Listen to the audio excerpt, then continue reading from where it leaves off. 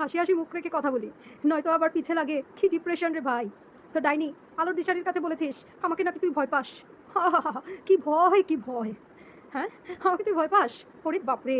ভয় পাস দেখি এত কিছু করতে পারিস, এরকম পিছে লাগতে পারিস, মানুষের কাছে পচাতে পারিস, সমাজের কাছে আমাকে ছোট করতে পারিস। হ্যাঁ, তোর তো এটাই স্বভাব। তোর টাকা খেয়েছি না, টাকা নষ্ট করেছি না, এই দেখ হি হি করে হেসে হেসে কথা বলছি রে। হেসে হেসে কথা বলছি। ফেক সব আইডি থেকে কমেন্ট করা বন্ধ করতে বল রে, বন্ধ করতে বল। হ্যাঁ, আমাকে শাসন করিসনি, শাসন করিসনি দেখে আমার এই অবস্থা। হ্যাঁ, নাকি অত্যধিক শাসনে আজকে এই অবস্থা? কি রে, তোর মাও তো তোকে ঠিকঠাক শাসন করতে পারেনি রে। তোর যারা বড় আছে তারা কেউ তোকে ঠিকঠাক শাসন করতে পারে নাই। এর জন্যই তো দুইবার পরীক্ষা দিয়ে ঢাবিতে 1 বছরের মাস্টার্স করে তোর আজ এত অহংকার। পাগলের পাগল ডাইনি।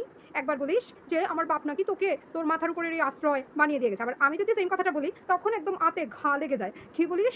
আমি কোথা থেকে কোথায় পৌঁছেছি, কোথা থেকে কোন অবস্থানে আসছি, তোর মতো না। তোর কি হয়েছে? কত কিছু চেষ্টা করলি, কত কিছু চেষ্টা করিস, পারলি করতে? কিছু হয় তোর? হবে কি করে ডাইনি বদমাইশি? হ্যাঁ, অভিশাপ দিয়ে রাখিস। তোর তো এটা স্বভাব, তুই তো আমার বাপকেও অভিশাপ দিতি, প্রচুর অভিশাপ দিতি। সেগুলো কি আর পোষ্য কুকুর জানে না, মনে আছে? হ্যাঁ, ডাইনি। আর মেয়ের মধ্যে তফাৎ করিস। আবার কি করতি? বড় মেশুর পিছে লাগতি, বড় মেশুকে শাসন করতি। কি রে ডাইনি, আমি নাকি তোকে শাসন করি? তোর মতো একটা বেয়াদব মহিলাকে আমার শাসন করার কোনো প্রয়োজন আছে? শাসন তাকে করা যায় যে একটু হলেও শাসনের পিছনের পারপাস বুঝবে, অথবা যার মধ্যে একটু হলেও সংশোধনের মতো কোনো চিন্তা ভাবনা থাকবে। তোর ভিতরে দুইটার কোনোটাই নেই। তোকে আমি কি শাসন করবো? তোকে যারা শাসন করলে তোর ভালো লাগে তাদের শাসন তুই মেনে নে, বুঝতে পেরেছিস? তোকে শাসন করার আমার কি আছে রে? কি আছে? শাসন তো করিস তুই, ছড়ি তো ঘুরাস তুই। সেগুলো শুধু আমার কথা না, আরও যত মানুষ বলেছে তাদের কথা। আর এখন তো সব একদম ভয়ে চুপসে আছে যে এই দুটি কোন সময় না কোন সময় কার নাম জানি মেনশন করে অ্যাটম বোমা ফাটাই রে।